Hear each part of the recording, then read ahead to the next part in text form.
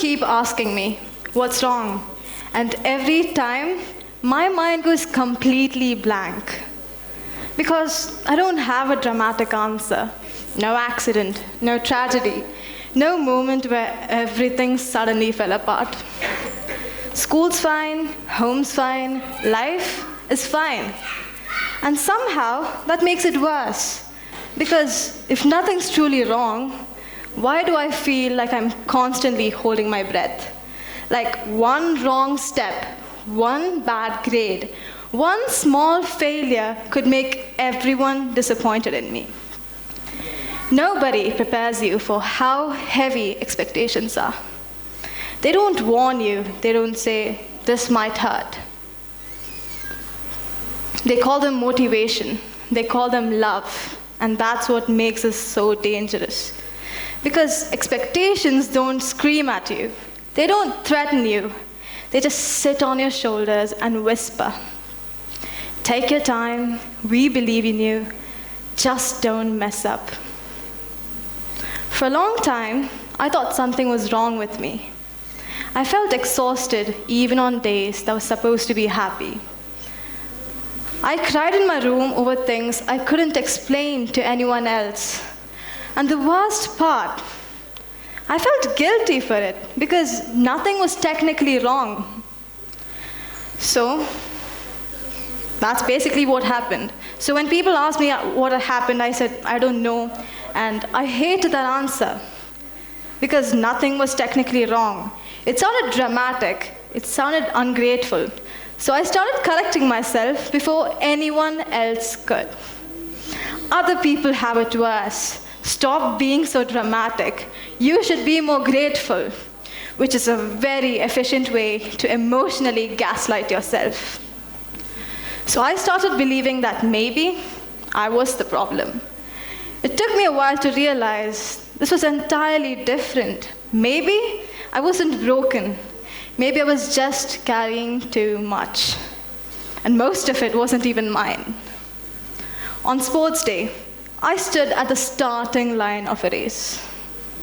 People were cheering, calling my name, smiling at me like the ending had already been decided. Which is very sweet, but also terrifying. And in that moment, I didn't feel excited. I felt trapped. Because suddenly, you're not running a race anymore. You're running a prediction. They meant belief, they meant encouragement, but belief can be heavy when it comes with instructions. I had ankle support wrapped around my leg from an old sprain. Nothing visible, nothing that dramatic, just enough to remind me with each step that I wasn't running at full strength. And I didn't say anything because saying something felt like making excuses, and I did not want to be that person. I just wanted to run. The whistle blew, and I ran as hard as I possibly could. And I came fourth place. Not first, not second, not even third, the last place people clap for. Fourth place, which is a strange place to finish if you're being honest with me. Because fourth place isn't winning, but it also isn't losing. It's just standing there like, so do I smile or should I apologize? And what hurt wasn't the position. It was that sad moment where I realized I hadn't run for myself.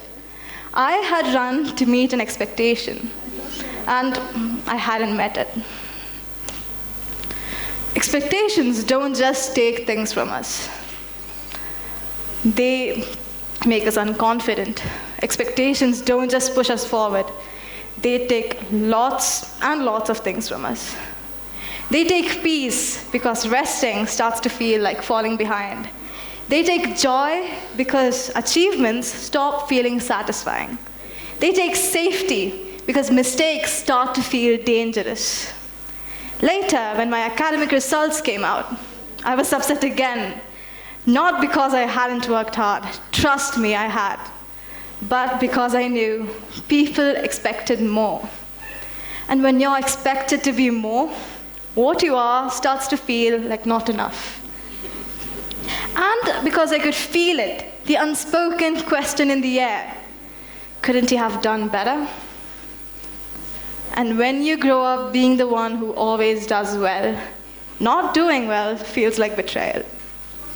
So here's the cruel part. The more people believe in you, the harder it becomes, the scarier it becomes to disappoint them. So slowly, something shifted in me. I stopped hoping. Not because I didn't care, but because hoping and falling short hurt too much. When someone asked me what I expected from my report card, I said, I have no expectations. Which is a wild lie to say with a straight face. Of course I had expectations. I just didn't want my heart broken again. So I learned to lower them. I told myself I didn't care, which is a very impressive coping skill. Convincing yourself you don't want something you so desperately want. Expectations taught me that hope feels risky, that joy comes with terms and conditions. The worst thing about expectations is most of them come from love, and that's what makes this whole thing so painful. Parents expect things because they see potential.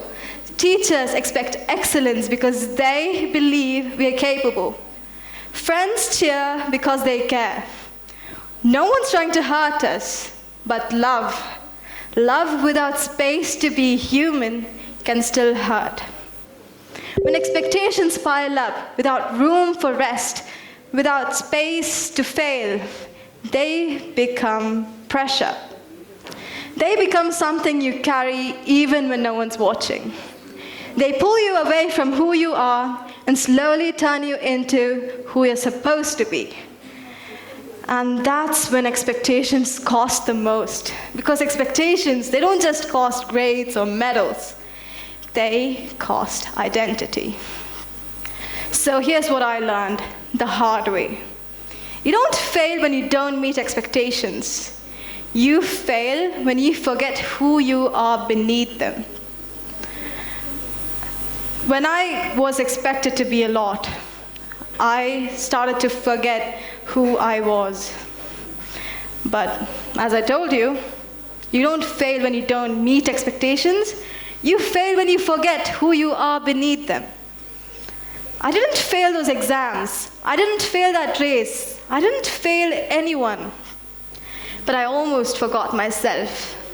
I almost forgot that I am more than results. I almost forgot that I am allowed to fall short, that I'm allowed to be human, that I'm more than the version of me people are proud of.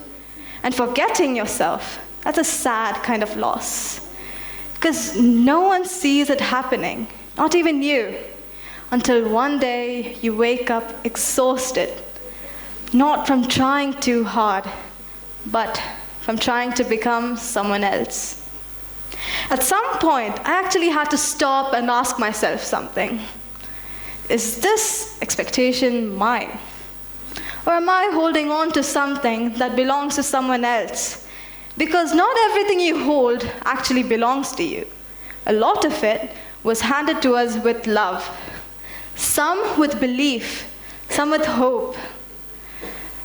And then comes the hardest part, remembering that your worth does not rise and fall with performance.